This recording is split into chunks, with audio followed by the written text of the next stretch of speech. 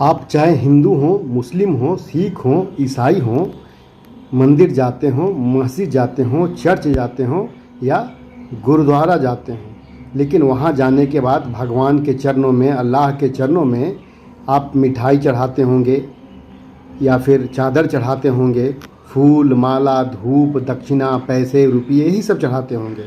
पर कभी आपने सोचा है कि ये सब वही चीज़ें हैं जो भगवान ने हमें दी हैं और हम भगवान की दी हुई चीज़ों को ही भगवान के चरणों में चढ़ा रहे हैं। अब ये वही बात हुई कि आपको कोई कुछ वस्तु देता है और ये वस्तु आप कुछ समय के बाद उसको लौटा देते हैं। क्या उस व्यक्ति को खुशी होगी कि हम उसी की दी हुई वस्तु उसी को लौटा रहे हैं? तो भगवान को कहाँ खुशी होने वाली है कि हमारी दी गई चीज़ों को ही वो हमें वापस कर रहे हैं। अब अगर भगवान को आप खुश करना चाहते ही हैं तो वो चीज़ें दीजिए जो भगवान ने आपको नहीं दी हैं, या आपके पास वो चीज़ें हैं जो भगवान की दी हुई नहीं हैं।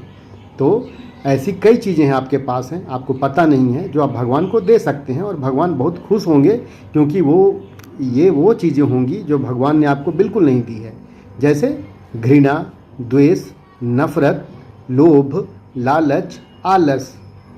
अब आप कल जब भगवान के पास जाइएगा, अल्लाह के पास जाएंगे, गुरुद्वारे में जाएंगे, मस्जिद में जाएंगे, तो उनके चरणों में अपना घृणा, द्वेष, आलस या फिर अपने लोभ, लालच को उनके चरणों में रखिएगा, उसका त्याग करिएगा और तब तक उनके भेंट चढ़ाते रहिएगा उनके चरणों में, जब तक ये अंदर से, आपके अंदर से बिल्कुल निकल नहीं जाए। फिर देखिएगा भगवान से ज़्यादा खुशी आपको होगी।